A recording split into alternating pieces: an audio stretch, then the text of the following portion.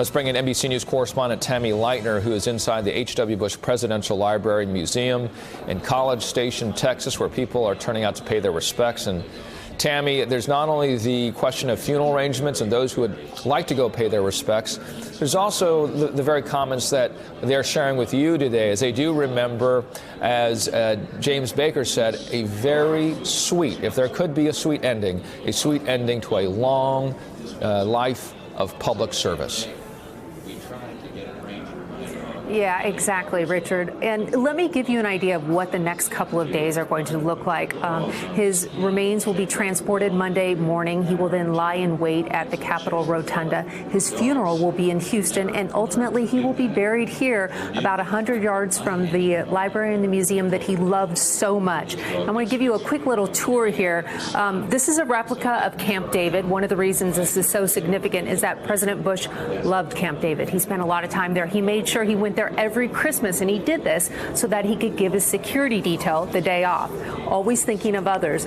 This is a picture from his daughter's wedding at Camp David, and the funny story behind it is President Bush forgot his suit for the wedding, and so story goes that he pulled out the only thing that he had in his closet, which was a pair of white pants.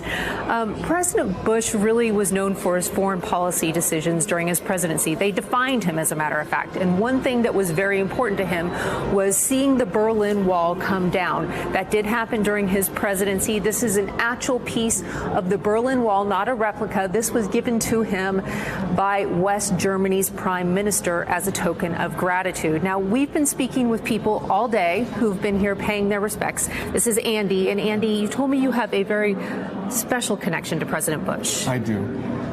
As President Bush went to the helicopter and waved, lifted off from the White House, I had made phone calls already to find out where he lived, found out where he lived, and I waited for him for hours to tell him how much I loved him and how much we appreciated him.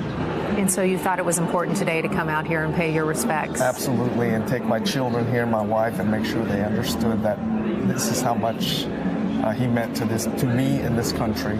Thank you very much, Andy. I appreciate it. And Richard, people have been coming out here, thousands of people all day, lining up even before the museum opened.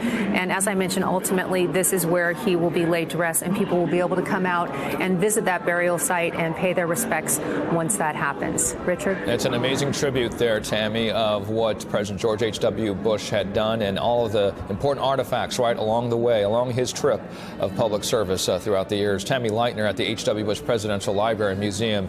Thank you so much, Tammy. Hey, MSNBC fans, thanks for checking out our YouTube channel. Subscribe by clicking on that button down there and click on any of the videos here to watch the latest interviews and highlights. You can get more MSNBC for free every day with our newsletters. Just visit msnbc.com/newsletters to sign up now.